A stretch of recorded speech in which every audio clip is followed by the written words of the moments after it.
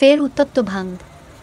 21শে জানুয়ারি ISF এর প্রতিষ্ঠা দিবস উপলক্ষে প্রস্তুতি নিচ্ছিল ভাঙড়ের সাধারণ মানুষেরা, হঠাৎ তাদের উপর আক্রমণ করল তৃণমূলের গুন্ডা বাহিনী।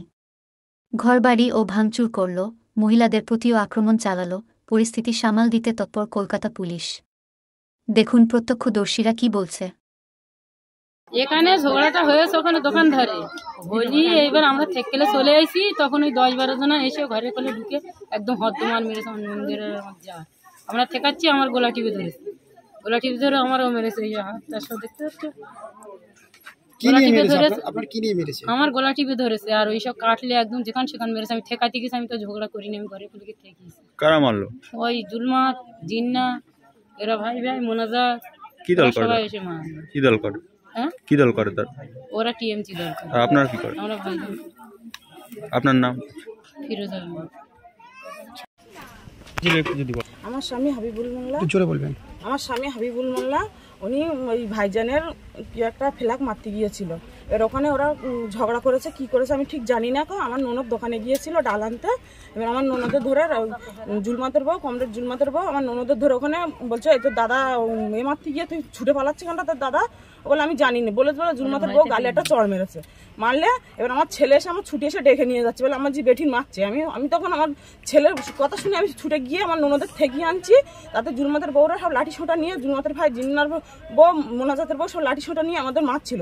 তা থেকে সবাই ঠেকিয়ে আমাদের বাড়ি পাঠিয়ে দিয়েছে। আমি এসে আমার মতন রান্না করছি, ওরা বাড়ি বয়ে বেটা ছেলে, 4টে বেটা ছেলে, জুলমাত, জিন্না, মোনাজাত আর ছোটটার নাম আমি জানি না, ঠিক মনে নেই, মারতে এসছে আমাদের বাড়িতে।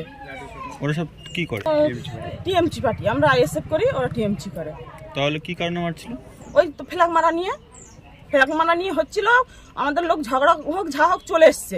চলে আসার পরে ওরা আমার ননদের ধরে রাস্তায় মেরেছে। আমার ননদ দোকানে গিয়েছিল, রাস্তা ধরে মেরেছে। তার জন্য আমাদের কাছে খবর এসছে, আমরা গিয়ে থেকে নিয়ে এসেছি। ওখানে গিয়ে কিন্তু হাতাহাতি হয়েছে। হাতাহাতি হওয়ার পরেও আমার ওখান থেকে বাড়ি এসছি। আসার পরে ওরা ফের বাড়ি বয়ে বেটা ছেলেরা সবাই এসে মারতে এসছে, লাঠি সোটা নিয়ে মারতে এসছে, গুরুল বড় বড় অস্ত্র নিয়ে মারতে এসছে। আমরা ঘরের ভেতর ঢুকে গেছি, ঘরের ভেতর গিয়ে 5 জন ঘরের ভেতর গিয়ে মেরেছে। আপনাকে মারলো?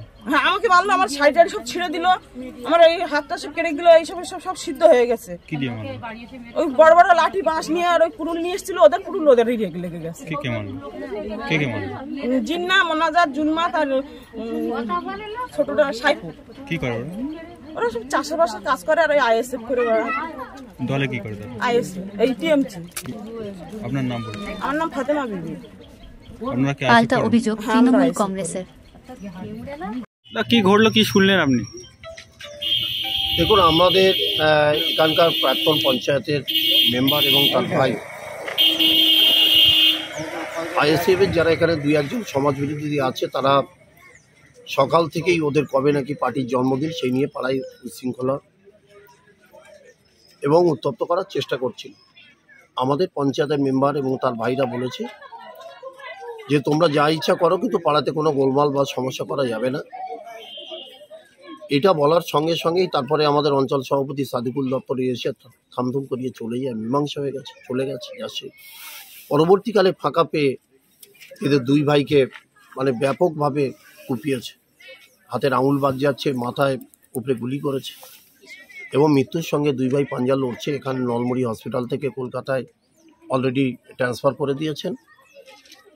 আমরা পরিস্থিতি সরজমিনে এখানে দেখতে এসেছি। পরবর্তী স্টেজে আমরা দলীয়ভাবে আলোচনা করে যা সিদ্ধান্ত নেওয়ার হবে এবং পুলিশ প্রশাসনকে আমরা জানিয়েছি।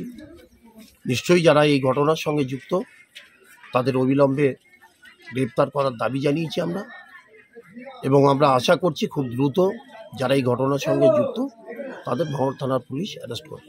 তো খবর আছে বোমাবাজি হয়েছে এবং আপনি বলছেন গুলি চলেছে, বিষয়টা নিয়ে কেমন দেখছেন? না, বোমাবাজির খবর আমার কাছে নেই। গুলি চালিয়েছে, উপরওয়ালা বাঁচিয়েছে। আমাদের জুলমাতকে তার মাথার উপর দিয়ে বেরিয়ে গেছে। আজকে সে মৃত্যুর সঙ্গে লড়াই করছে। পরবর্তীকালে পুলিশ তদন্ত করছে। এই ঘটনার সঙ্গে যে বা যারাই যুক্ত থাক না কেন তাদের কোনোদিন রেয়াত করা হবে না। প্রশাসনের পক্ষ থেকে এটা জানানো হয়েছে। কতজন আহত হয়েছে? না, দুজনেই হাতের আঙুল চলে গেছে, মাথায় কুপিয়েছে, আর একটা মহিলারও কুপিয়েছে শুনছি।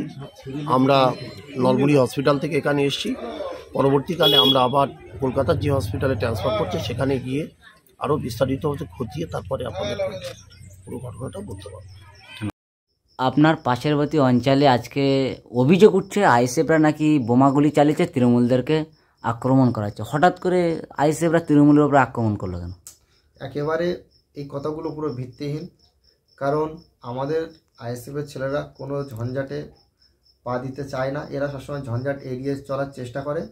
ওখানে যেটা আমরা শুনলাম যে আমাদের ছেলেরা ওখানে 21শে জানুয়ারি আমাদের পার্টির প্রতিষ্ঠাতা দিবস উপলক্ষে একটা প্রোগ্রাম আছে আমাদের, তার একটা ওয়াল মানে পেপার মারছিল দেওয়ালের, যে প্রতীক মানে আমাদের যে পার্টির ব্যানার দেওয়ালে মারছিল, সেই মারাকে কেন্দ্র করে তৃণমূলের কিছু দুষ্কৃতী সেখানে এসে তাদেরকে বাধা সৃষ্টি করে।